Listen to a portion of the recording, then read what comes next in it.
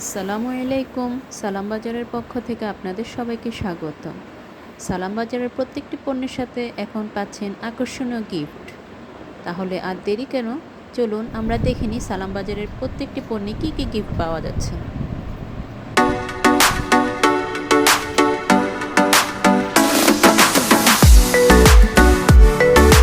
সালাম বাজারের 500 গ্রাম ঘি কিনলে আমরা পাচ্ছি একটি কাচের চায়ের মগ।